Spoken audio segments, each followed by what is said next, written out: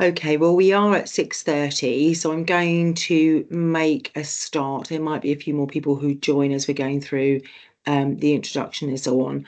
But it's my absolute pleasure to welcome you all to What It Takes to Successfully Navigate Career Transitions with Confidence. This is our first summer What It Takes alumni speaker event, and it's specifically aimed at alumni graduating in 2020 or earlier. Usually this established award-winning series is targeted at our current our current students and recent graduates during term time. But we're really pleased to be delivering this event for alumni who might perhaps be at a more advanced stage in their career journeys and perhaps be thinking about career transitions or interested to hear more on that topic. As I said, I'm Caroline Lloyd. I'm the Director of Student and Academic Services here at the university. I've got quite a wide set of teams in my directorate, and that includes our careers service. And many of you, I think, will have worked with them while you were students at the university. Myself, I'm particularly pleased to be hosting this evening's What It Takes, as I've made a transition during my career, although it was quite a small one. My professional background and my qualifications are as a librarian. I spent about 20 years working in university libraries and then eventually leading university libraries. And around that sort of time, I really began to be interested in and have opportunities to be involved in the wider student experience and the whole breadth of services that students engage with. And I had opportunities come along that meant I could lead teams of people from different professional backgrounds, counsellors, learning technologists, all sorts of different people, career specialists, as well as librarians.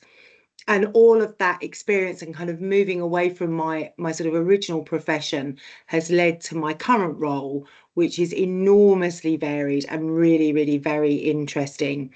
So I'm keen to hear from tonight's speaker and also from all of you about success in navigating career transitions. Before I introduce our speaker, just to run through a few housekeeping things. So the talk is being recorded and it will be made available on our YouTube channel when it's ready, and we will send you the link so that you'll be able to access it there. As you will have realised, I think everyone except the presenters, cameras and microphones are automatically turned off. That's really just to help the session run smoothly. The general group chat, the live general group chat is on, and you will have seen some messages appearing from our colleagues who are working hard to keep this all on track. So please do use that if you want to say hello to each other or introduce yourself. And the Q&A chat is on as well. And if you could use the Q&A button for any questions you might like to put to Manuel, our colleagues James and Hayden will be collating those as we go through the session. So don't feel you need to wait until the end.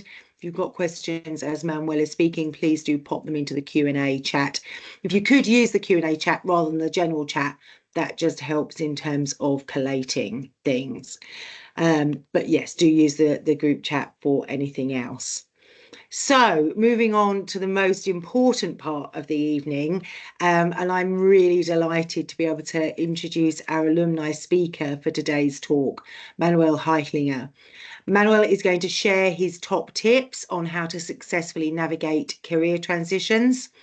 Manuel has nearly 20 years of international experience in executive talent acquisition.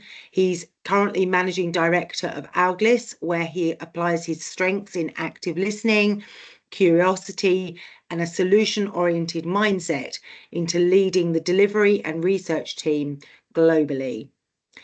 It's going to be a very practical and inspirational talk from an expert in this field who's helped thousands of candidates to find their dream jobs and develop into the professionals that they aspire to be. So I'm going to hand over to Manuel, and then I'll be back on camera for the Q&A at the end. And please do pop those questions into the Q&A chat throughout the presentation. So Manuel, I'm going to hand over to you now. Thank you so much for the kind introduction, Caroline. And yeah, welcome everybody. Virtually, it's a bit odd because I can't see anybody, but I hope you can see and hear me okay. Please, if don't, then let me know. Um, yeah, my name is Manuel Heichlinger. Caroline already said a little bit about myself, just to probably add a few more personal things to it before we go into the presentation. And let me also share my screen so you can actually see my slides. So one second.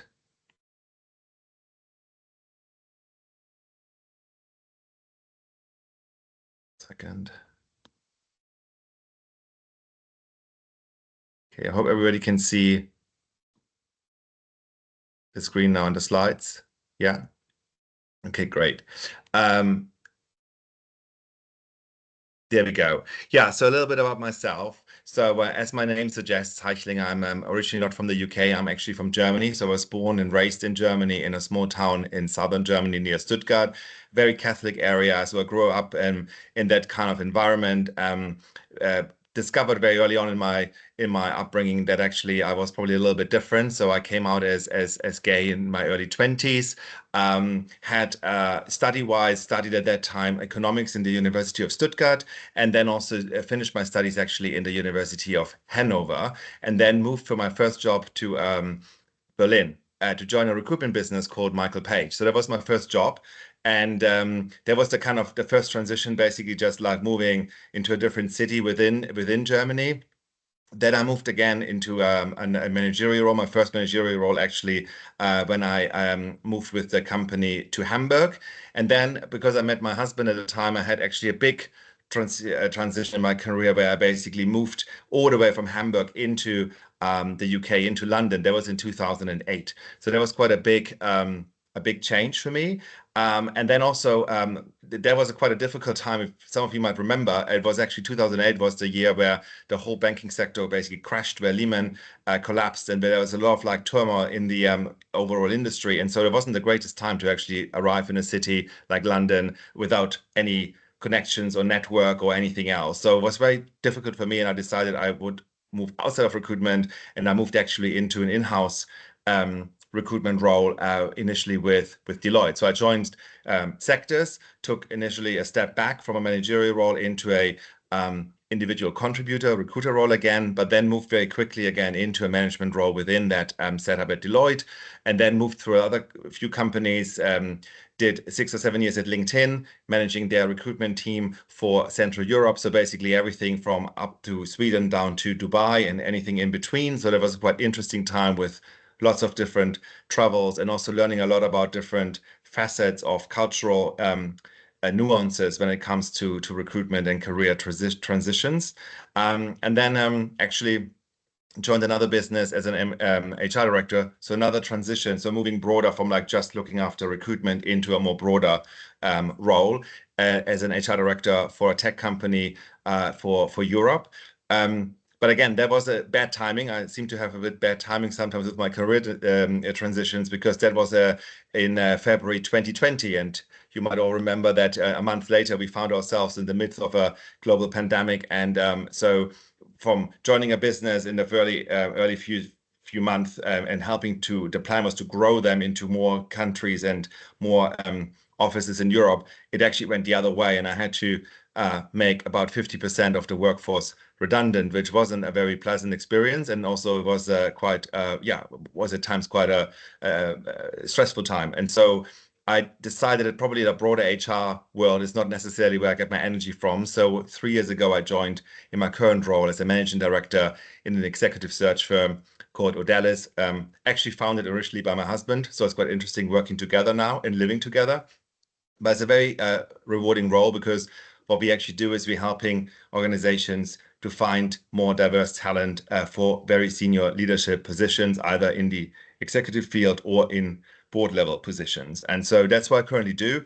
So I work across sectors at the moment. I work with very different companies, very different sizes. But what has been the red thread through my whole career was basically my interest in helping candidates to really get the most out of their career and of their skills and develop their skills, and also organizations to find top talent. So that's really what drives me and what gives me enormous pleasure every day. So that's also why I was really excited when we first talked about that kind of speaker series and the topic. And I felt like there's a lot I can hopefully share with you in the next 40, 45 minutes. As Caroline said, any questions you have, I will make sure we have enough time at the end to answer them. I will cover quite a wide range of topics. I think we're going to talk about a little bit more how actually, first of all, how do you define career goals? Then how do you drive your own career? What are the kind of things you can be doing to do that? Then how do you get support and career advice on the way? So who can actually help you with that because you're not alone? And then linked to all of that is how do you actually, some pointers how to develop your professional brand, which I believe is a very important part actually of career progression and career development that is often overlooked. And then at the very end, we're also looking at if you can't make it internally, if you can't find these opportunities internally and the timing is just not right, what can you do when you look externally to really then secure that next step in your career or that kind of dream job outside your current organizations? So that's what we're going to cover in the next 40, 45 minutes. So let's kick us off. With any kind of, I think, career progression, career development organization, I always find it's very important to fully understand at the beginning, where do you actually want to end up? So what's your end game? What's the ultimate thing you want to achieve? Why you're doing it? And why we actually, for example, as a manager, I wanted to know with my employees, why we're having a conversation. What is the main driver? What's the main motivation? So when we look at that, there's actually different career goals people might have. And you could ask yourself on the call now yourself, like, what is it actually that I want for my next step in my career? So is it that famous next step up, the promotion? Do you want to climb up the ladder? You want to become a manager, senior manager, director, a VP, whatever it might be? That is obviously a very valid career goal.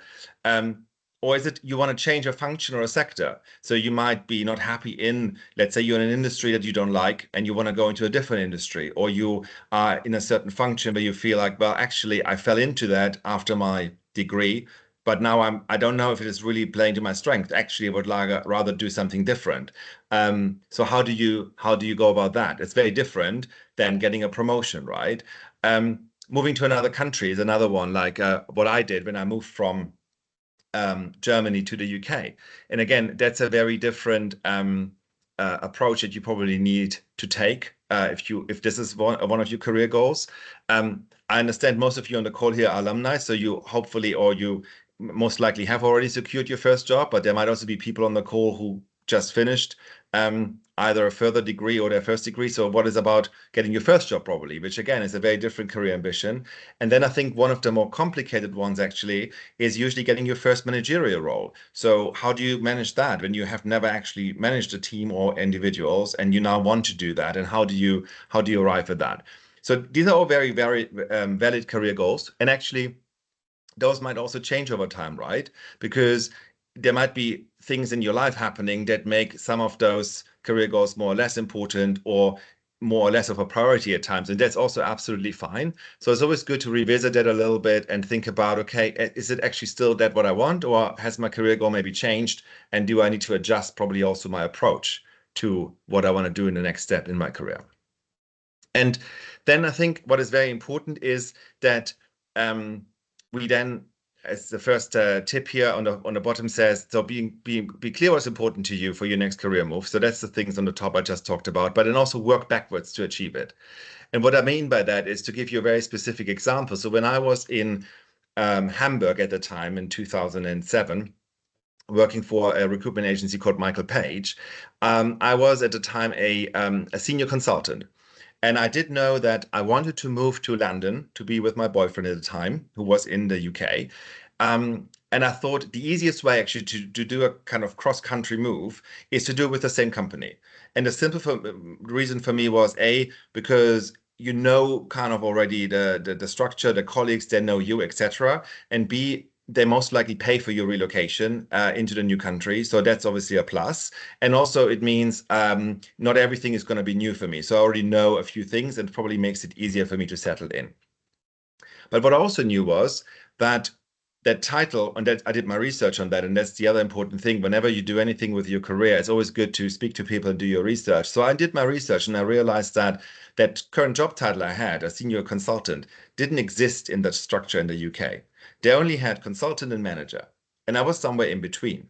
And so I knew for a fact that if I would move now in 2007, when I was in Hamburg as a senior consultant, I would not get a manager role in the UK. So I would basically do a step back and become a consultant again. And I didn't necessarily want to do that. And so it was clear for me, working backwards from what I wanted, meaning moving to the UK, but not losing my leveling, was I needed to use the next 12 months before I moved to London to actually get into a managerial role in Germany, so that I was comparable to the other career structure in the UK, and had a much easier way of moving over. And that's what I did. And thankfully it worked out. So I got my promotion. And then within a few, I think 3 or 6 months later, I had to transfer over to the UK. So that's just one example from my own experience about, like, be clear what you want. So in my case, moving to another country, then figuring out how do I go about that, and you move backwards from there to where you currently are, and then you know the steps basically how to get there. The other advice I often give to people, and again, it's something I experienced myself, is that there is situations in your career where you might need to take a step aside to then step up again. And a good example for that was when I actually decided to move outside of recruitment agency. So I moved from Michael Page to Deloitte. And I mentioned this earlier in my introduction already briefly, because I was moving from what is called it was a big move, and I had no experience in recruiting, obviously, internally in an organization, and also not in consulting or professional services. So it wasn't necessarily possible to move straight away into a managerial role in an organization like Deloitte. And so, but I wanted to get out of recruitment agency, and I saw Deloitte as a very interesting company. And so I made the conscious decision to take a step back, to join Deloitte as a recruiter, like an individual contributor, not managing anybody initially, and just basically decide to do a really good job, make some amazing hires, and add really good value to the business. And lo and behold, after I think it was like about a year or so, or 9 months, my manager at the time asked me if I would take over ownership of managing a team, because they're so obviously, yeah, you've done this before. Now you have all the experience on how it works at Deloitte. You can bring the two together, and we think you're right now. So I had a much faster track into a managerial role again at Deloitte than probably somebody who would have come without any management experience. But I needed to do that sidestep because they would have not hired me initially into that role without having basically gained some experience first in the organization. So there's two things just to keep in mind when you look at your career goals. Great. Let's go to the next slide. So once you have that in your mind, you know what your goal now is. Could it be promotion, first managerial role, moving country, moving sector, any of those? I think what's very important then is also to understand that actually you are the one who is driving your career. Nobody else will do that for you, right? I had it so many times when I was managing teams. I've been managing teams for nearly 20 years now, and you have employees coming to you and saying, so can you develop me, basically? What can you do for me? And obviously, as a manager, very happy to support my team members, very happy to coach them, to be there for them, to help them to achieve whatever they want. But in the end, they need to define first what it is, and they need to also take ownership and responsibility for it. So always keep that in mind, that the career development, the career progression, although it needs to be supported usually by your manager and by your organization, but ultimately the responsibility, the accountability lies with you. And linked to that, also very important piece to be aware of is you need to do an absolutely brilliant job in your current role before you even enter any conversation in your current company about a change of career. Usually a line manager would not necessarily entertain that unless they see really potential in you and they see that you're really thriving in your current role. So that's the other thing that's super important to keep in mind. If you want any kind of career progression or development in an organization, or any move into different countries or different functions or different areas or promotions or whatever it might be, it's always important to do an amazing job in where you are, and then basically work on that basis upwards and get the next level in the organization. And that's basically talking first of all now about internal progression, because I do think that should always be your first option to look at.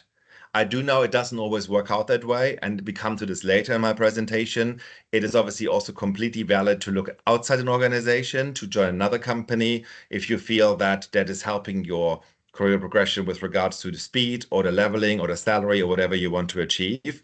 But I would always say it's important to look first internally as well, and at least exhaust all the avenues before you do the external step. Reason is it's usually you already build up a certain brand capital. You already know the people, you already know the structures. So often it's a much smoother way of like getting that next level in your career, rather than joining a completely new company where you often don't really know what you probably get yourself into. And so now, if we're looking at driving those career conversations, as I just said, then I think it's important to also, if your company doesn't do it automatically already, to seek those career conversations and have those courageous career conversations with your line manager. And basically, if they're not offering it themselves, or if your organization doesn't have a framework or structure for that, I would hope you probably have one-to-ones with your managers on a frequent basis, whatever. It could be weekly, monthly. And if you don't, I think it's completely okay just to ask for some time with your line manager and basically say to them, look, what I want to talk about is just about my career development, and I have a few ideas, and I just want to basically get your thoughts. So I think it's completely okay to do that, because I think as a manager, it shows me that you care, and it also shows me that you're ambitious. So from that perspective, don't be afraid to initiate those career conversations. And I think what you then should be doing in those conversations, and that's a framework I've been using with my teams over the years, is basically together, based on your goals. Let's say, to keep it simple, you're in a team, you're reporting to this manager, and you just want to make the next step up. Let's say he or she is a director. You want to basically get to a assistant director level, or whatever it might be. You want to get this one level up, and it's basically then together deciding or discussing, what do you actually need? What kind of skills and competencies do you need for the next level?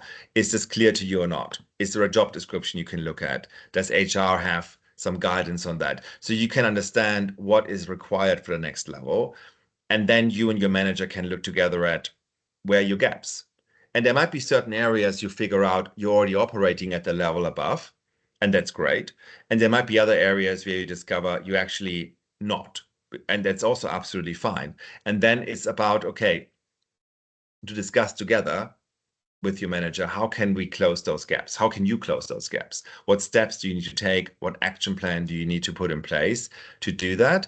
And then also, obviously, getting the buy-in from your manager and their support, and then discussing what's the time frame that we next come together and check in with each other and say, okay, have I achieved that? Have I done what I said I would be doing? And how am I tracking against it? Again, there's not a guarantee when you do all of that you automatically get that promotion in my example, because as you might know, it depends on so many other factors. The company might not have the headcount or the budget or the requirement for somebody at that level. But I think it's still important to do it in the sense that it gives you that stretch, and it kind of means you're developing different skills, and they will be interesting for you or important for you regardless, because you never know what changes in an organization. Somebody might resign, somebody might move on, and there might suddenly be a requirement that you could fit into. And on the other hand, it also makes you obviously more marketable for external companies, for other companies, for external opportunities, if you wish so.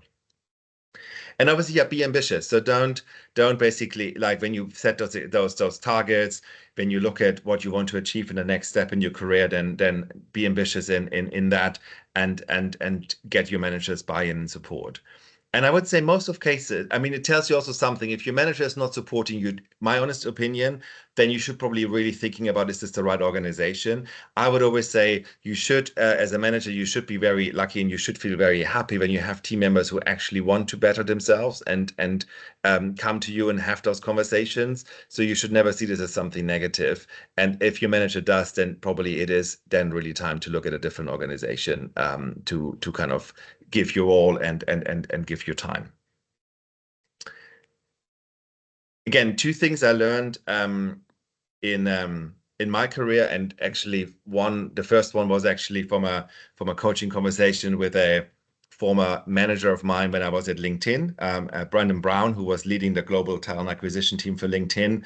And I remember that very clearly when we had that conversation, and we talked about career development and so forth. And he said, look, one of the pieces of advice I would give you is build on your strengths and focus on that rather than trying to fix your weaknesses, because nobody will ever be good at everything. So I think it is kind of acknowledging where you're good at and really then getting this one to a level where people will basically know you for and they hire you for and they appreciate you for, rather than looking at all the stuff that you're probably not so good at and trying to fix all of that.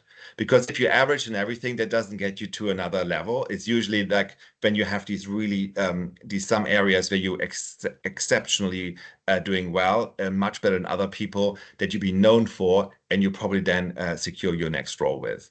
That obviously doesn't mean that you shouldn't focus on weaknesses in a sense of trying to get better in general, but I think it's just not the right approach to focus on them over building more on your strength.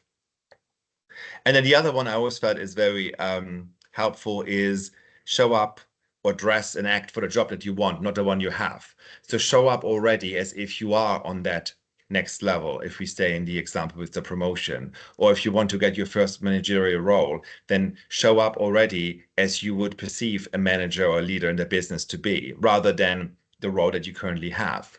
Because most of times, I would say, when promotions or career conversations are being held, you're not necessarily getting straight away. You're not usually you would be acting in a role already for a number of time where people see you already and they see the potential you have, and then they give you formally the promotion and the salary and the title, but they would already expect you for a certain amount of time to probably be in that role or act as you are in that role. And that's why it's so important to to keep that in mind, that you show up, dress up, act like you already have the job.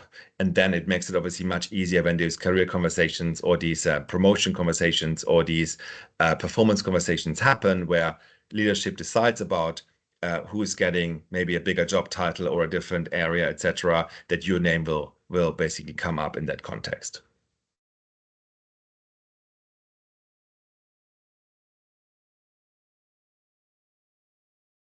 So now one concept I wanted to talk about a bit more in detail in that in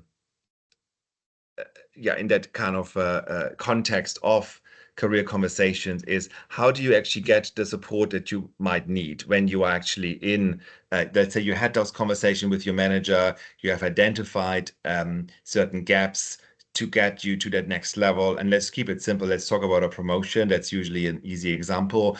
And you understand now what you need to do to close those gaps, but now what can you do? How can you work on that basically? So, and there's a very good concept, which is called a board of advisors. And it's basically like treating yourself like a company or like an organization, and you be the CEO of your own organization, of yourself, and you have a board of advisors similar to a company of people that basically come and give their expertise and help you. And so we're going to look at that a little bit more in detail now. Now, before we do that, I want to just quickly dive into a couple of definitions that often being used interchangeable. And I put very clear and easy, hopefully, as I found at least, definitions on there. And I will talk a little bit more, I'll give you a bit more context on that. And so there's like coach, mentor, sponsor. We hear these words often. And as I said, they're often used interchangeably, but they mean, in my view, at least something slightly different. There's some nuance to it. So a coach is usually somebody that you get to help you with a very targeted, specific challenge that you want to overcome. And usually a coach could be or is probably your manager in a good organization. Your manager should be the person who helps you. For example, if you say, okay, I'm not very good in public speaking. When I present to a group of people, I'm always getting very nervous. And then your manager could be somebody who say, look, I get it. You need to overcome that in order to become an assistant manager or a leader in these organizations, because you will have probably situations where you need to be out up front and speak to a larger group of people. Let's work on that and let's try to help you progress in that area. So that will be a very targeted specific challenge where this individual, this coach, or your manager in this case, would help you with. Now, mentor is more broadly. So that's usually more long-term guidance on career development, personal development, etc. And it's like somebody that's a bit of a sounding board, where somebody that you would usually meet. So people I mentor, I would usually meet maybe once a month, and they would usually come to those meetings with a few challenges, problems, questions they want to talk through. And then I would provide them with my kind of at least advice. If they take it or not is completely up to them, but I would just share my knowledge, my advice based on my experience, and then that hopefully gives them some guidance they can use to navigate that situation or their further career development, etc. And then sponsor goes a step further. So mentor is more sounding board. Sponsor actually takes an active interest in you and promoting you. So usually a sponsor would be somebody in your, so a mentor could be outside your organization. Mentor could be anybody, could be a former professor, could be a family friend, could be a former manager, anyone basically that you trust and that you value their opinion.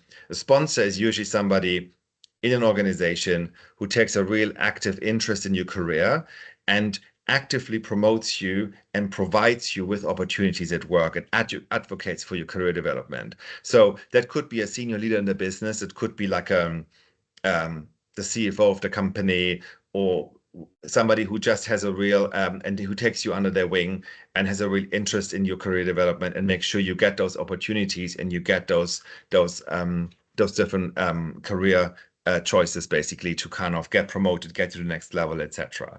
So that's the difference between those three different roles that I see. But all three are obviously very important in the context of career development and progressing and navigating your career.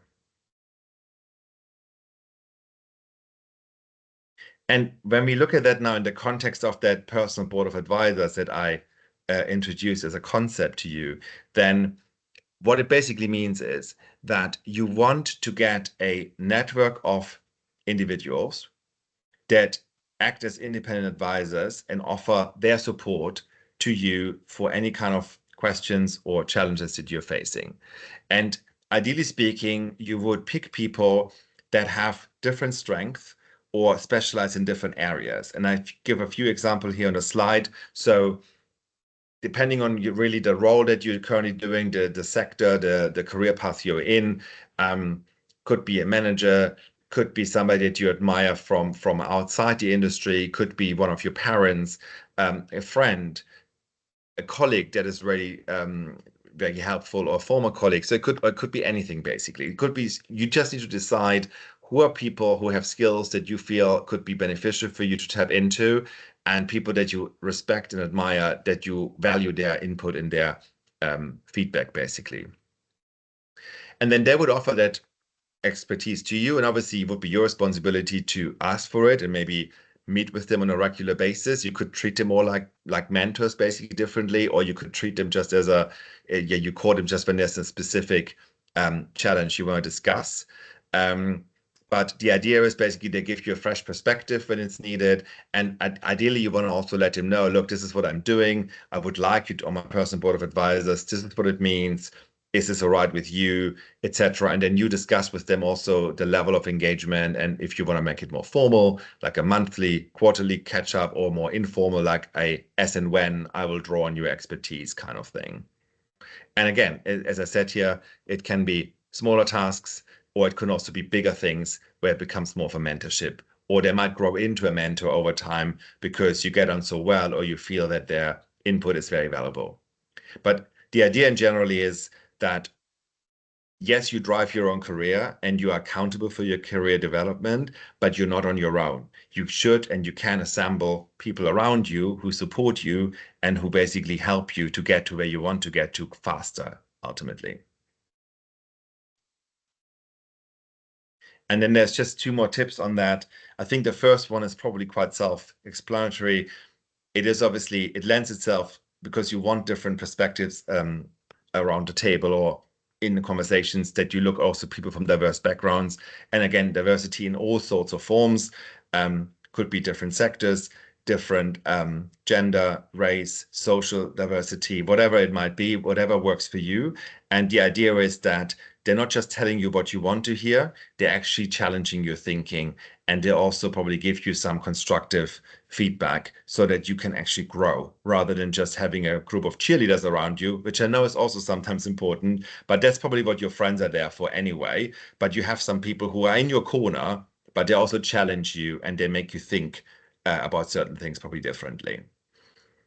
And then the other way to think about is the other thing to think about is, as with everything in business, ideally it's not a one-way street. So ideally, you want to also think about ways to give back to your board. So even if there are probably more senior people on there or people who have their own successful careers, there might still be things that you can give them in return. It could be your advice, could be your time, could be access to certain clients or whatever it might be. So it's also thinking about how can you give back to them so it becomes more of a two-way situation rather than just drawing from their experience and guidance. So that's the thoughts I have around the board of advisors.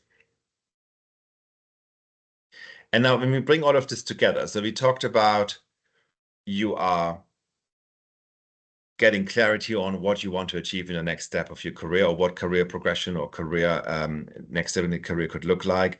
We talked about, okay, how do you navigate that probably internally, the conversation about career development with your current manager and have that kind of courageous career conversation. What support can you get on the way? These personal advisors, the board of advisors we talked about, and probably other sorts of coaches and mentors. The next thing that is very closely linked to that for me is talking about your professional brand as well. And now it's I'm not super in love with the concept with the wording, because it sounds a bit like, well, your product, and that's not what the main purpose for me is. It's not about turning you into a product that needs to be attractive for somebody else. I think for me, professional brand is about being authentic. It's about knowing your own strength. It's about knowing where you're good at, and then driving and taking basically confidence from that, and therefore getting out into the professional world with a slightly different probably attitude and approach that will in return then also help you to progress your career. So that's what for me about. It's not about basically pleasing everybody or becoming a product that is completely detached from your own values or what you want. I think it's actually the complete opposite in that sense. So that's why I'm not so much in love with that wording of brand. But basically what it means, or what I found very helpful, and again, this is just a few concepts that I found useful when I'm mentoring other people or when I was managing teams in the past. There might be other concepts that work for you better or that you want to explore more. But I think the first step for me is when you talk about your professional brand or what you stand for, is you need to get to know yourself better. And one concept I found very good in that context is the Johari window concept, which it's interesting. It was developed like a long time ago in the 1950s, actually, by two people, Joseph Luft and Harrington Ingham, and they just basically cobbled their names together to Johari. So it's an artificial word based on those two psychologists who created it. But basically, it's a concept that helps you to address your conscious and unconscious bias. And it's very simple when you look at that matrix. It's basically when you look, it has two axes, and it's about things that known to yourself but unknown to others, and then things that are known to others but unknown to yourself. So it's all about like looking at these different axes, and it's very self-explanatory when you look at it. So there's obviously things that you know and that others know, and that's what's in the open. So everybody is aware of that. There's things that you know, but others do not know. So there are things that I probably consciously decide I don't want to share with others because I don't feel it's necessarily important for them to know, or maybe I don't know them enough and I don't want to open up at that point. I don't want to disclose that information yet. Um, then there's things that are unknown to others and they're also unknown to ourselves. And that's like stuff that we probably just want to leave where it is because it might just be things where it doesn't matter in this context because it's basically in the unknown. But what is the important one when I think about personal branding and professional brand and how to know yourself better is actually that little box on the right top side, which is the blind spot. So basically things that others know about you, but you're completely unaware of. And there could be simple things like, I don't know, that when you speak in public, you always have a filler word that you're using all the time, or you have a little tick, and that makes you that makes you seem very nervous because you're fiddling around with something, but you don't even aware of that. So, or it means your voice gets very high pitched, and people feel like that makes you sound that you're not sure about what you're actually saying because you're going up at the end of a sentence all the time like a question. And so this could be little things, and there could also be bigger things, obviously, that others know about you, but you're completely unaware. And by shining a light on that and getting that blind spot basically smaller and knowing more about that box will help you in your personal development because it basically just means that you have more self-awareness and then you can address and you can work on those things. And one very easy way of like also getting a bit more self-awareness I found over the years working with different employees, team members, mentees, etc., is a very simple exercise. It's the second bullet point here. It's like basically getting people that you trust, friends, family, probably colleagues, either you or you ask your coach or your mentor or your manager to do that they share 5 positive words with them that they associate with you. And if you do that with like 10, 15 people, you will see that certain themes are coming out. And the reason why I said positive words is because it goes back to what I said earlier. I think it's important that you build on your strength rather than focusing too much on your weaknesses. And often we are ourselves worst critic. And so we only focus on things we feel we are very bad at. And things that probably come very natural to us, we just assume everybody else also finds this very natural. But that's actually not the case. So to give you an example, I'm just very structured. When I look at a spreadsheet, I see automatically patterns. I know exactly what's happening. I can look at very big amounts of data and I make sense for me and it kind of completely speaks to me. And I always thought, oh, that's the same with everybody until I found out actually it's completely not the case. There are people who look at a spreadsheet and it's like Chinese to them. They're like, I have no idea what's going on here. And so making me realize that actually that's a strength of mine that's not normal and that actually sets me apart from other people was a very big self awareness lesson for me, and so that can be a very easy way, an effective way to do that. A more formal way is obviously 360 feedback. Again, you might work for organizations where they have these structures in place. It's often used for leadership roles where they're getting feedback from people that report into you, from your peers, and from people that you report into. And usually it's very structured, it's being played back to you, and it gives you also themes of areas that you're good at and areas you could improve on. Again, that could be something to look at if you're like in a leadership role or if you want to get into a leadership role in an organization.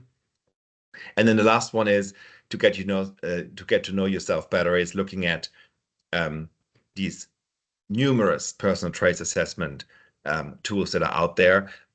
Now, I personally I like Insights quite a bit. It's like the one with the 4 colors where you figure out if you're more of an extrovert or more of a supporter, or like where your kind of strength lie in your style, in your communication style specifically.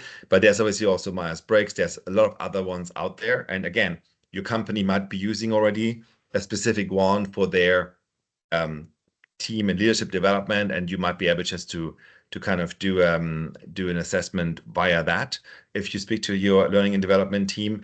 But there's also many out there, and I think sometimes it's also just like to pick one and just see see how you feel about it. But again, it will always be interesting in the theme of getting to know yourself better, because usually it gives you a lot of insights. And then linked to that with personal branding and professional branding is obviously then, once you know yourself very well or better, is building those networks and those relationships. And that's specifically important because usually when you think about career development, when you think about those conversations that are happening about who is going to be promoted in a company, who's going to get that lead role for this important project, who's going to be put on that very important customer or client. These decisions are usually made when you are not in the room. So you can't, at that point, speak up for yourself or advocate for yourself. So you need to have already built a strong brand that you're known for in the organization, but also you need to have people who know you well enough that you have strong relationships with, who are in that room, who can advocate on your behalf and actually then make sure you get that promotion or you get that important client in your portfolio, or you lead on that important project for the company. And there's a few techniques I put on here. In the interest of time, I'm not going to go through all of them, but I probably put a few out that are less obvious. So, for example, number 3, joining a company resource group, like, for example, the Women's Network, your LGBT network, or the various probably other networks your organization might have for example, employees of like certain heritage, etc. You can join those networks, and the great thing is you can join them obviously because you are part of the group, or because you're an ally.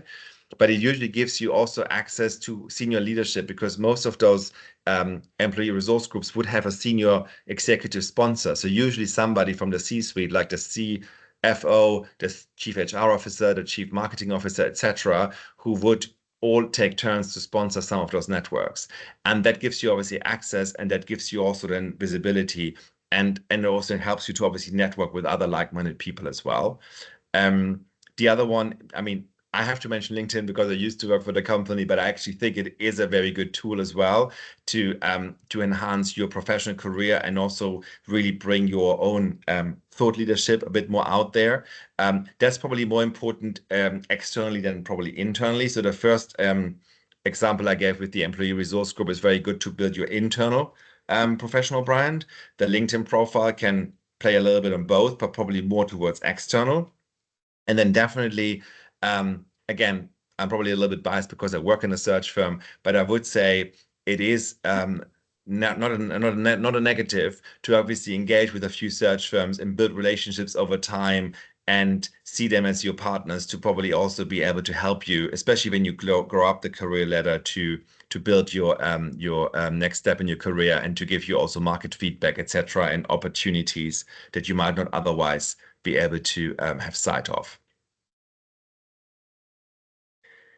And then coming towards the end of my presentation, looking at, sorry, those two things is also important, obviously, then, that it's about quality, not quantity for your networks. So it's not about having 10,000 connections on LinkedIn or whatever you might have. It's really about people that you feel there's a quality connection and you can probably help them, they can help you. And the other one is what I said already earlier, is about being authentic when you tell your story, rather than telling people what they want to hear. It should really be what is important to you and what you're all about. And then, final part. So if none of this works and you are in an organization and you tried all the things we just talked about, and you had those career conversations and you really built your portfolio of advisors around you and you had all the other things and you built your brand, and you're still not getting anywhere for some reason, there's just not the next role coming up, or you're stuck in where you are and you've tried all these different things, then give it a shot somewhere else. Go and see what's out there, and obviously interview with other companies. And there's just a few tips I give, and this is the last part of the last bit of my presentation. So get ready with your questions. And that's from my experience as like being 20 years in the industry. what I see is what I put in here is just a condensation of things I'm seeing often going wrong in an interview when I interview candidates. And number one is that they haven't done their research, and that's actually not excusable anymore in a time of the internet and of AI emerging and everything else. It is so easy now to get a lot of information about the company, the job, whatever you are interviewing for. So if you're not doing that, then it's really usually already a non-starter because you would not get much further in that interview process. The other thing I mentioned earlier is like being authentic when you tell your story. I think that's one of the things that organizations really look at.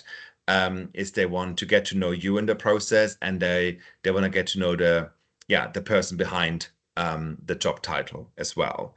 And then I put the STAR model on there, and I think most of you, probably you have heard of it, but I always feel it's a very simple, very effective way of like making sure you're concise with your answers in an interview, so that the interviewer can actually easily follow the structure of the answer of your of the question they asked you, and also it is a very good way to highlight your achievements and the impact you had. And in a nutshell, I mean, as I put it out there, it's probably very self-explaining, but you talk about a situation when they ask you, for example, tell me about a time when a client was very difficult and you had to think on your feet to solve the problem. So you explain what the situation was, you explain what the challenge specifically was, what actions did you take to address it, and then what was the result of the whole thing of your actions. And that's usually a very nice structure and a very good way to answer a question, to highlight that. Couple of other things in there. Again, it's not rocket science, but lots of people don't do it. It's like always follow up after your interview, send a thank you note to the interviewer, and then also be resilient, because even if you experience, it probably will take several tries before you get the job that you want. And so it's just like, keep sticking with it, and don't basically get demotivated. And then two last things on that slide that are personally, again, from my own experience, are very important, especially number one. I know we like to talk about we a lot because it's about the team, and we want to be humble, and we want to basically make sure we are not putting ourselves on a pedestal. But when you're interviewing for a job, it's all about you.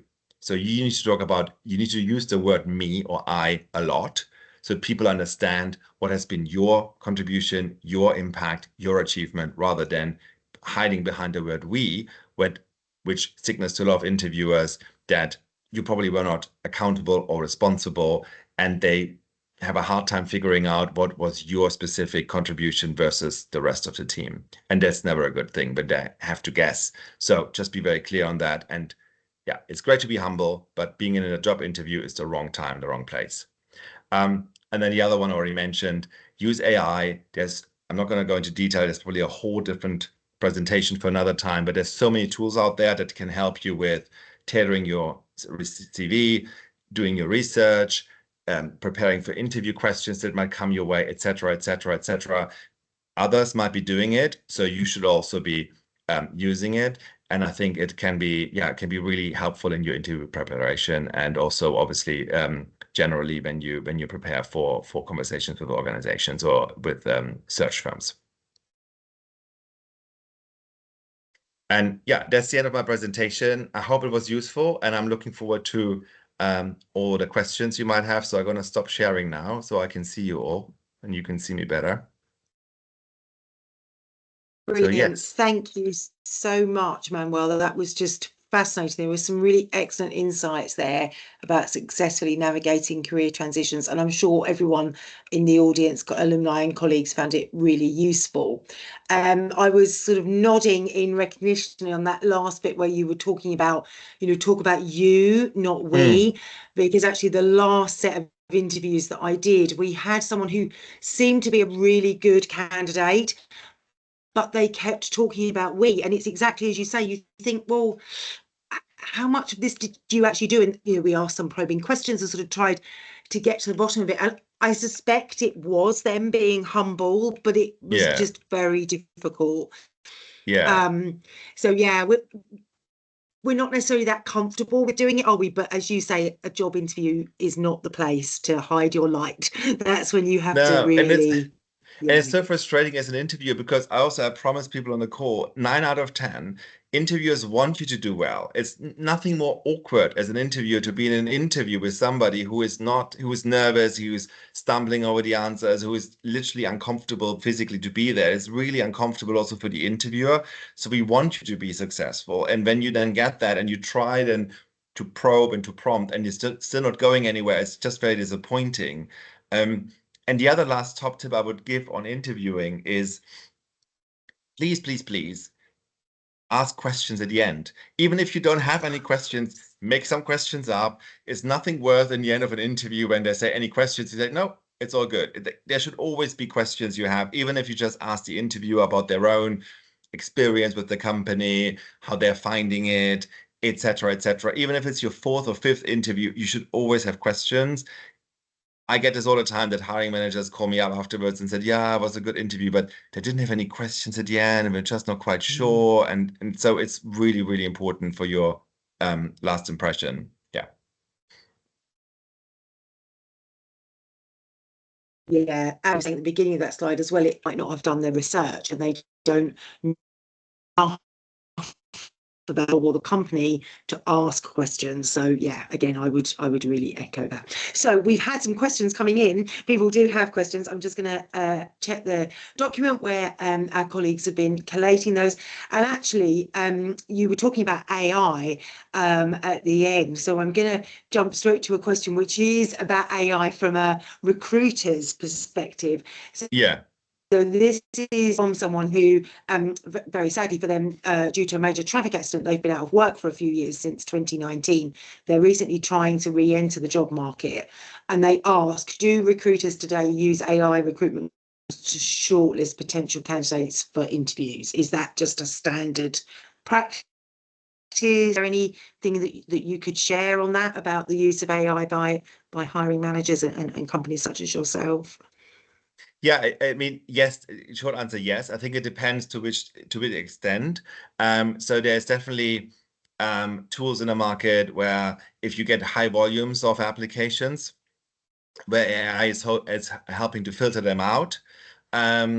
There's tools out there where we would record an interview. So I would probably not even be there myself, but you, Caroline, would have 5, 10 questions to answer. They're pre-recorded questions where I record them and you answer them. And then there's an AI tool who would analyze your answers and compare them to the other 50 people. And then the AI tool might decide which ones they feel is the best 5 or 10 people that I should look at personally as a recruiter, because I can't obviously interview 50 or 100 people. So there is definitely more use in it, but I think recruiting is still also as much as science, it's also an art. So there's also the personal touch. So people shouldn't feel like they're just becoming part of a machine. But I think AI is helping probably recruiters to get to the suitable candidates quicker. Because often, if you have hundreds of applications, it can be very frustrating for candidates if they think they're the perfect candidate for the job, if the recruiter is not getting back to them. So AI can also help recruiters to get to the right candidates quicker. So it's actually Yeah, positive as no, well, I think, for a candidate. yes, thank you, Manuel. I think that's a really important thing to bear in mind, isn't it? That as with any tool, really, it can be used in different ways, and there's definitely a positive element. Mm, And as you were saying, it is so useful for candidates and applicants as well. It can really help you phrase things in particular ways, test out different questions and so on. But always that thing to remember to, going back to what you said about authenticity, to be yourself and to not just read off whatever Copilot has said to you or yeah, whatever. But yeah. yeah. Thank you. So some other questions, a couple which are sort of linked really. So this is quite a general one, but then something specific around a particular industry area. So someone has asked, what recommendations do you have for someone looking to change industry? Mm. Titles are sometimes really confusing in different industries. Sure, I have transferable skills, but most roles require specific industry experience. And then linked to that, someone has also said, "Hi, Manuel. I'm a Yeah. senior architect in a small architecture practice. It feels like a very siloed profession and not easy to transition into a different sector. Architecture skills are broad, but not often directly comparable. Any tips?" So I think it is about that. How do you reframe what you're doing, isn't it, Yeah, really? so I think and I know, I appreciate it's probably in certain areas easier than in others, but generally speaking, it is about looking at transferable skills. It's probably also looking at, let's say, for those people who ask those questions, if you have an idea of an industry you would like to go in, and maybe it's a Nigerian industry that is kind of where either people who have done the transition in the past, or where you feel, well, actually 90% of the things that people will be doing, I can actually be doing, even if I don't formally have the training, then so I think it's then looking into what is the transferable skills, and then maybe adapting your CV in that sense. I think it's also looking at those company websites or their job boards, and how do they talk about those roles? What did they put in? Especially when the person mentioned, it's right, often job titles can be confusing. So I would always ignore the job title and just look at what's the candidate profile that they're actually looking for, and what is the responsibilities that a role has. Because again, it is, even within the same industry, it can be very confusing what somebody's called, right? It's Mm-hmm. not like, so I think that's always a good way to do it. Um, and then I think it comes down to maybe also having those mentors. So having people who can probably open doors and have a personal connection. So I'm probably more likely to hire somebody who is coming across from an industry if a person I respect says to me, "Look, you should really speak to Caroline. She's amazing. Yes, she doesn't have all the skills that you need, but she has all of this, and she's very hardworking, and she's very curious, and she will pick this up very quickly." And so there's that element as well. And then Mm-hmm. finally, I would say the longer you're obviously in a career, the harder it gets to change completely, right? And or Mm-hmm. when you then change, you need to be prepared to take a few steps back. And the question is, can you do that? Can you financially afford that? But it's probably not realistic to kind of expect a like-for-like transition into a similar level in a Mm-hmm. completely different change of sector. So then it comes down to my first slides. What is your priority? If you really feel so unhappy in the sector or in the role function you find yourself in for whatever reason, that you need to or want to make a change, then I think it is just like being very clear about what does it mean. And then again, working backwards, can I afford that? Can I actually afford Mm-hmm. a drop of 10 or 15 or 20K in my salary a year? And if so, do I want to do that? And if not, what else could I be doing? And so I think it's just like, yeah, obviously it all needs to be grounded in reality. But yeah, it's definitely the hardest one. It's probably changing function, I would say, is the hardest of the transitions. Yeah.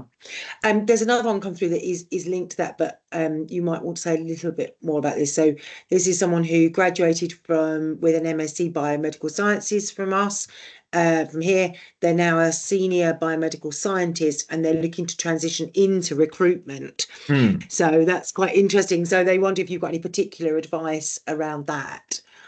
Yes. I actually, one of my first colleagues when I was at Michael Page in Berlin, he interviewed with Michael Page for an auditor role because he was an auditor, and we thought he was great, and we hired him as a recruiter for finance positions because he knows finance very well. So my advice to this person would be if they want to move into recruitment positions, is to kind of look at recruitment agencies who specialize in science positions, or in companies that are in that field who are looking for recruiters or hiring scientists, and basically play on their sector expertise and their functional expertise. Um, so because usually that's what you need as a in many of those scenarios. So actually it's using Mhm. your functional expertise and looking at those type of recruitment organizations who actually would, yeah, who would like hire people like you. And then you can say to them, actually, I know all these people, I have a great network. I know how they speak. I know how to approach them. I have credibility because I worked in that field, etc., etc. So that would be my advice. That's really good. Thank you. Questions come in asking the advice overall that you've been giving. Would you see that as applying also to people who want to move from self-employment to employment? So Mm. is there things that you would particularly highlight in relation perhaps to that move? Yeah, I mean, it's always that's an interesting one actually, because when I was doing recruitment for LinkedIn and also actually for the other tech company, Samsara, I mean, we hired people in, for example, engineering, software engineering. You often find people who actually been self-employed and they want to and you want to hire them. And so I think the biggest, I would say, bias against when somebody has been long time self-employed is more the question, how would they feel about being part of a structure in a big organization? How would they fit into that? So I think it's probably more preempting some of those questions and challenges when you write your CV, overemphasizing your team player skills, communication, maybe also giving the reason why you would like to join now from like, depends if you, let's say, have been only 6 months self-employed via 6 or 7 years, but it's always good to give them maybe the motivation, why you would make that move now. And then again, it's probably, if you know, obviously people in the organization, it's often easier to put yourself forward because it might be less of an obvious one. But I think it's, and then also just focusing more on, again, on transferable skills, because in the end of the day, it's all about like showcasing that you are the right person for the role, regardless if you're currently self-employed or not. But I think it's often a bias against self-employed people is, oh, they've been their own boss for so long. How would they cope with being in a, in a structure and suddenly have to do what the bigger organization asked them to do, etc. Yeah, brilliant. Thank you.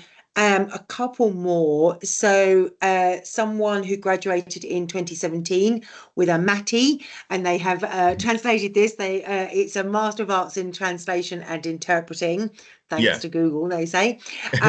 So they explain that they've been working with a small education company ever since, managing different educational projects, lots of freedom, but no clear management structure whatsoever. They'd really like to get a more structured role in a bigger company, but feel like they've nothing to show for what they've been doing. And they say they're feeling very stuck, especially because there is a work visa issue mixed in. Their current company is sponsoring them. So yeah, Yeah. someone who's, because you talked a lot about that importance, I think, of having that really good line management support, and perhaps if you haven't, look somewhere else. Yeah. And I think it sounds like that's what this person would like to do, but Yeah. tricky. Yeah, first of all, I would always say don't underestimate how much you actually probably can contribute. I think it's sometimes just worth taking a step back, sitting down with a cup of tea or coffee, and just throwing out all the thing or writing it down literally in front of you, all the things you're doing on a daily, weekly, monthly basis, thinking back the I assume like this person sounds like they work probably for a number of years in this organization. Like, what projects have you worked in? What other things have you done? So just mapping all of that out, because it often gives you a good sense of achievement. So I wouldn't underestimate just because you're working in a smaller company that there's nothing you can offer a bigger business or a bigger organization. And then just like seeing how does this map over to other jobs that you see outside, like then when you have all of that in one piece of paper, then you can see, okay, for other roles I would like to go for, how do I actually compare? And is it actually meeting probably most of the requirements, if this makes sense? Um, but I wouldn't Yeah, necessarily, thank yeah, you. I wouldn't necessarily say just because you're working in a smaller company that you're not attractive for a bigger business, because often they like the fact that people in smaller companies have broader roles. So they haven't gone too deep too quickly, and they're bringing a certain breadth of experience, which can be very interesting depending on where another organization is in their journey. Great, thank you. So changing tack a little bit.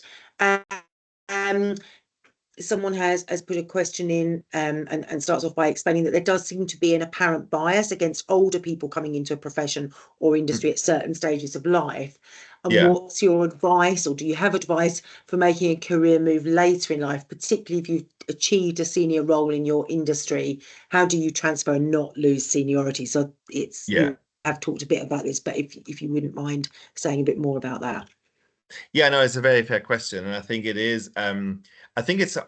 I think it's hopefully it's changing a little bit. I think it depends a bit on the industry. There are certain industry. I mean, I work in tech, and when I was at LinkedIn, I think the average age was 28 or something crazy low. But when you go into other industries, often there is a much more of a breadth of age. So I think it's again, it's just leading with your experience and your expertise. I mean, the problem is you can't really you can't really change if somebody is biased or not, because they will meet you and they will make up their own mind at some point. But I think it is more the how do you put your experience across, and then also again, probably using your own networks, people who know you. I think Mhm. that's important as well, that you utilize that, and rather than going in with an application, that you probably see, is there somebody who could refer you? So that's another thing we haven't really talked much Mhm. about, but most companies have referral models, and that means the Mhm. employee who is referring somebody gets money for that, and the person who's getting referred into usually gets a bit of a fast track, so they're not getting lost in all the applications.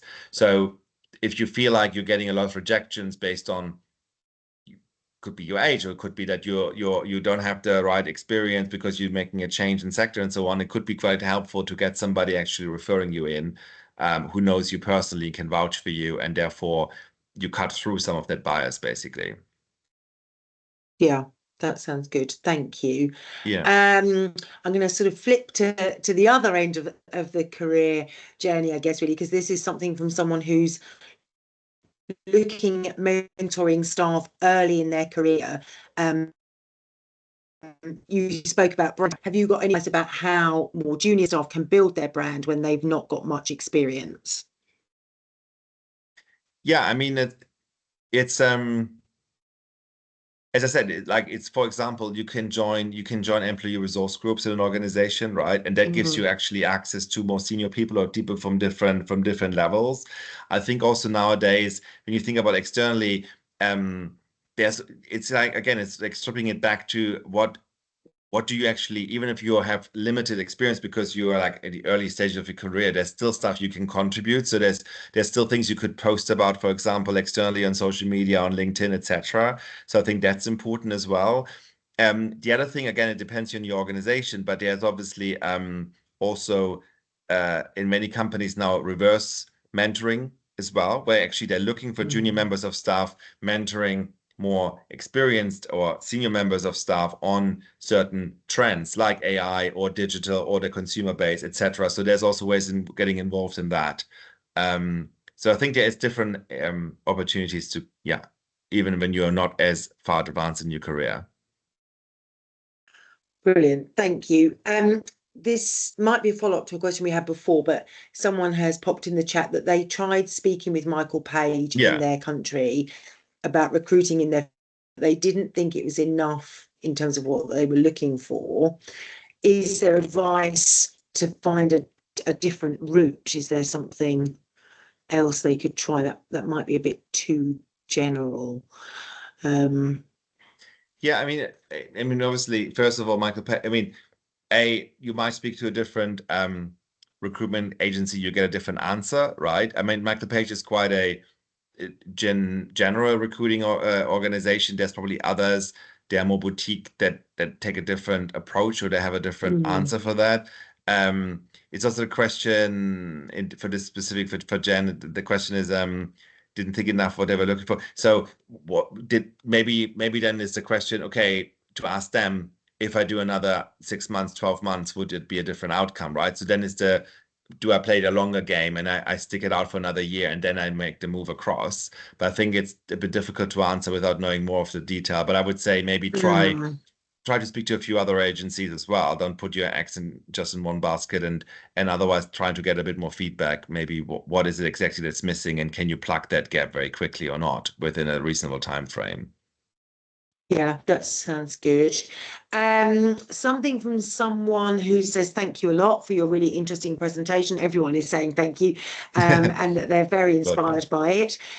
They're wondering how they can show off the benefits of a long career with the same company, how to have success in a career change when they're not really a public person, they're not particularly active on social media, they don't have a profile that's full of lots of contacts. So, any advice around that?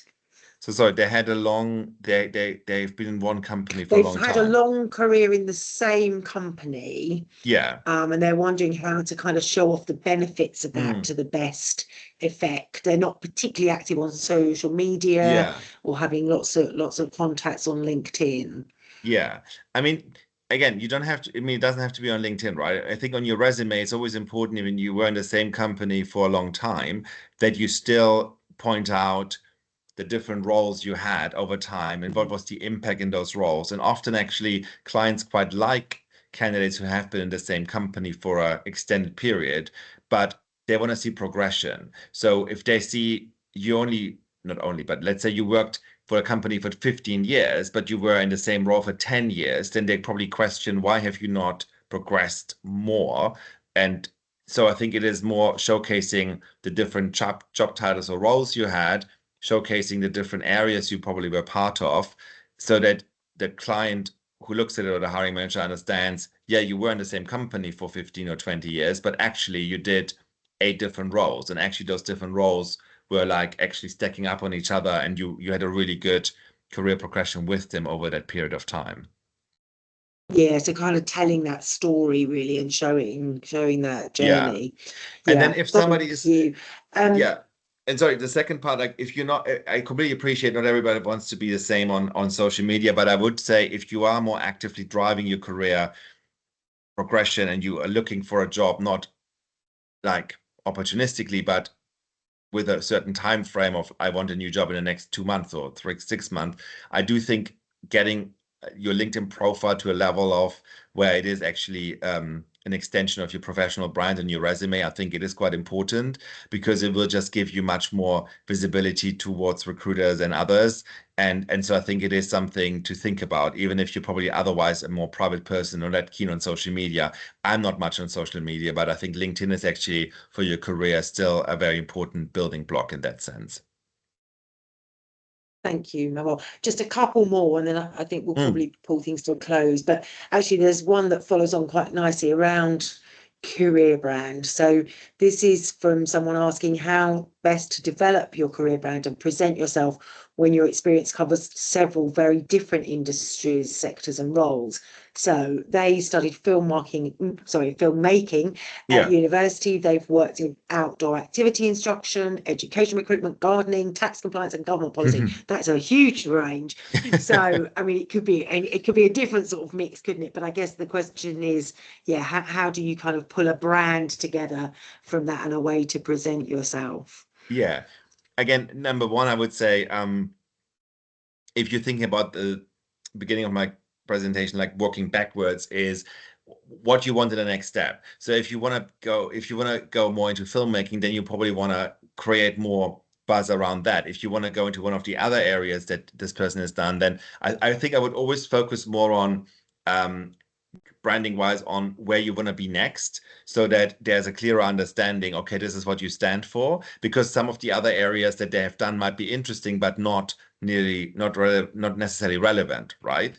And then you can have the other things, and more I would then pull out, let's say, keep the example, this person wants to go back into filmmaking, but then what have you learned from the outdoor activities, the gardening, from the other things? You can put that more in your brand in regards to transferable skills. So that means I'm a great communicator. I build rapport very quickly with people. I've learned that here, I've done that there, etc. So I think it's always important to understand where you want to go next in your career, and then you should develop a brand that speaks to that, but with the authenticity of like the other things can still be there, but maybe weave them in more with the transferable skills that they taught you, rather than giving the impression you want 20 different jobs in your next step, if you know what I mean. So I think you need to always simplify a little bit before people get to know you, because otherwise they might be confused when they look at you like, what does Caroline actually stand for? I see 5 different Carolines here. So which is the one Yeah. that wants to be hired next, and where does Caroline want to go next? So I think that's probably important.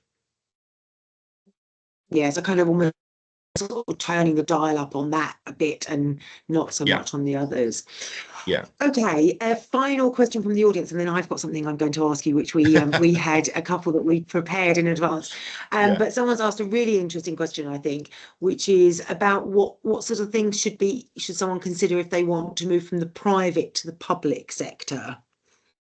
Yeah, I mean, it's actually I'm getting more the question other way around. So it's interesting that somebody moves from private to public. Yeah, I think I mean, it's just like to consider it's a very different way of working. It's a very different culture. So I think it's just like maybe speaking to lots of people and getting fully appreciating what is expected. Also understanding it's usually different salary structures, it's different. Again, we talked about it, or it came up in a question earlier, different job titles, different responsibilities. So I think it's just like in generally, it's those type of things. And then, yeah, and then I think it's more the cultural shift actually, because a lot of times what probably the public sector are doing is there's lots of alignment in certain areas, but it's just a very different I think approach often. And I think also what you find in public sector companies, often when you think about leadership roles, there's much bigger teams. So it's actually from that perspective, as a leader to move over into public sector, it can be much more complex. So there's those kind of things as well to consider. And obviously the fact that it's usually more transparency with regards to budgets and everything else. So you might be more in the spotlight depending on which organization you're moving into. So, I mean, to give you an example, we're doing lots of recruitment actually also for public sector. We've done quite a few high profile roles last year. For example, we recruited a chair for Ofgem. And there's just more scrutiny on it. So that means also there's when you then go into that role, there can be also linked to that just more public interest. So your conduct, everything else, that it's just like being aware of that as well, that it's a slightly different culture in that sense. No, that's really helpful. So a question has come in from the audience, but I'm going to ask you something different first. So a couple of things we were thinking, we were wondering if you might be able to say a bit or share with the audience how you deal with failure, because I think you talked a bit about you'll probably have a lot of job interviews. There'll be a lot of job interviews. There'll be a lot of times that people aren't successful. So do you have either your own personal tips or advice around dealing with failure? Yeah, I mean, first of all, it's I think if you not challenge yourself or kind of push yourself, you're probably not going to fail, right? So failure is also sometimes because you push yourself and you try something and it doesn't, and sometimes it works and sometimes it doesn't. So I don't think it's necessarily something negative. I think failure also shows that you try. And for me, it's always like it's okay to make a mistake, but then you have to learn from it. That was always my philosophy. So, and also failure is often, as long as for an interview process, for example, when I interviewed myself and I didn't get the job or I didn't get what I wanted, as long as I felt myself, I'd done everything I could, then I was okay with that. Because I always say to candidates, you need to focus on your own lane. There's no point in an interview process to worry too much about left or right. It's like when you're in a competition, you run as fast as you can those 100 meters. If somebody else is faster, fair game, then they're faster. But if you gave everything you could, then that's the best you could have done on that day or in that specific situation. So I always find it interesting when I have candidates in processes and they ask me, so how many more do they interview? And I mean, I tell candidates because I'm transparent and I don't have a problem with that, but I also say to them, it doesn't really matter actually. They could interview 5 more people or 500 more people. It doesn't change that if you present yourself in the best possible way, then you will have a fair shot on the role. And if there's 5 or 10 more people, it doesn't really change that. So it's all about like focusing on your own game, giving your all, doing the best preparation you can. And then I think if you did fail, always ask for feedback. Especially when you had an in-person interview, you should understand from the hiring manager what was missing. They should be able to articulate that to you. And then you can learn from that. And then you can take this away and maybe it might be something you can address because they could just say, look, you were really good, but your answers were a bit too wordy. You need to really get a bit more to the point. Or to what you said earlier, Caroline, you used the we a lot. We didn't get a sense of what you did contribute to it. So you can address that and you can use that and you can improve that. Now, they might also say, look, we just need somebody who has already done, I don't know, led teams of 50 plus people and you only led teams of 10 people and we didn't feel that it was the right level for that specific role and we needed somebody more experienced, and that's fair enough, and you might not be able to address that straight away, but then okay, there was just a role I wasn't ready for yet, and that's absolutely fine. So I think that's what I would see. Failure in that context, it's nuanced, and it's about learning from it, and then you move on, and then it comes back to what I said with resilience, because when I got my first job, I think I sent about 100 applications. Wow. And I show my age now. There wasn't a time where you would send a proper printout application, and then you got people responding via letters to you, the companies. That was in 2005.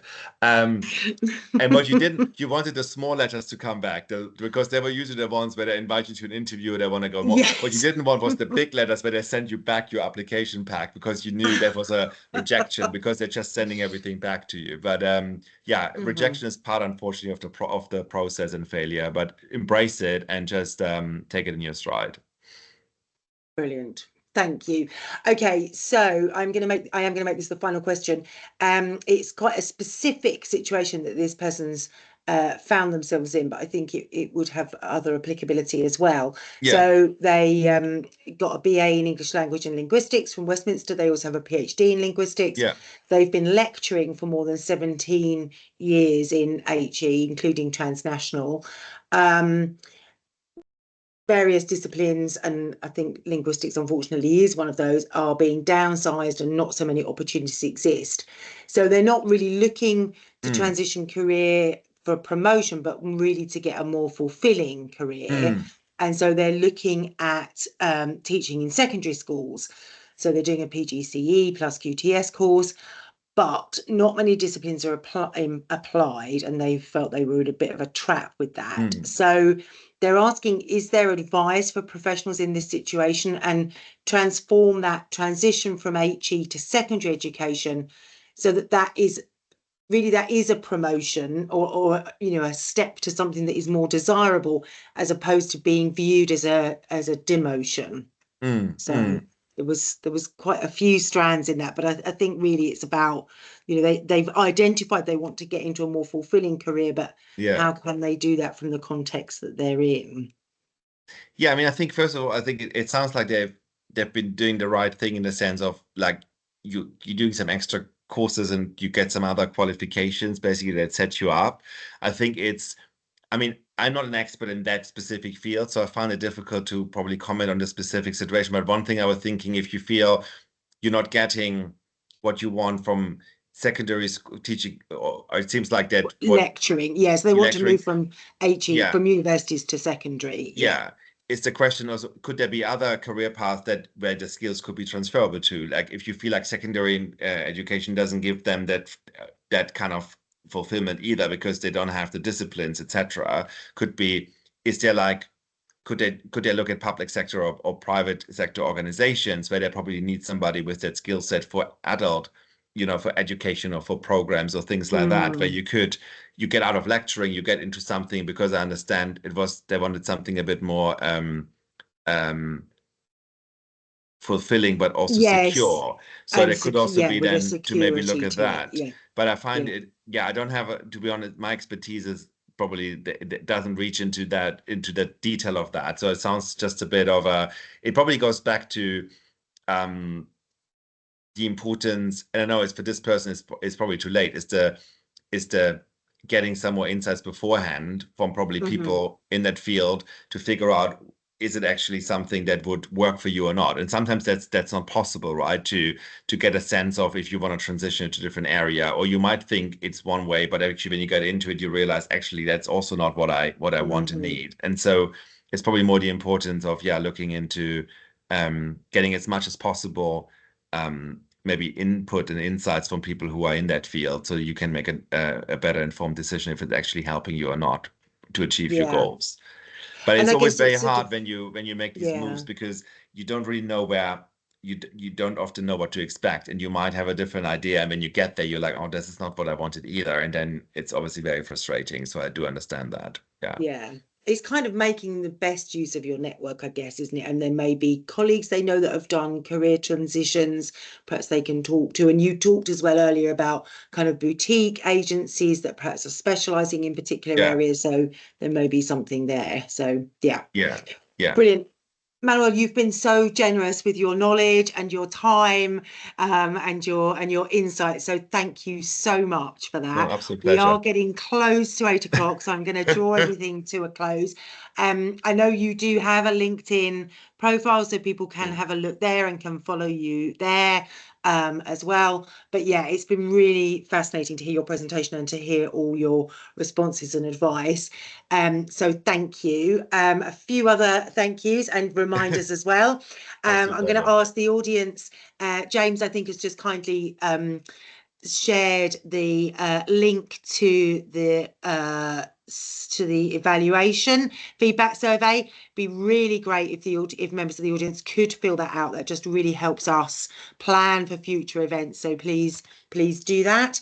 As I mentioned at the beginning, as we know, this has been recorded and it will be edited and then uploaded to the YouTube channel, and that will be sent round to everybody. And also just to say that the final What It Takes event of the summer series will be called What It Takes to Be a Brilliant Boss. There are some people on this call who might like to send their bosses on that, but they're not necessarily eligible. But What It Takes to Be a Brilliant Boss, that's taking place online on Thursday, the 8th of August. Again, there'll be a link in the chat, and there'll be email invites. But I just really want to finish up completely by saying thank you again to you, Manuel. Thank you to James and David and Hayden, who have been behind the scenes, driving all the questions, making all the chat work and everything. Thank you. I know it's a lot of work to do all that juggling. And thank you also to the audience. You've been really engaged and come up with some really great questions. So thank you all and enjoy the rest of your evenings. Thanks. Bye, Thanks, everyone. Caroline. Thanks, everyone. Bye now.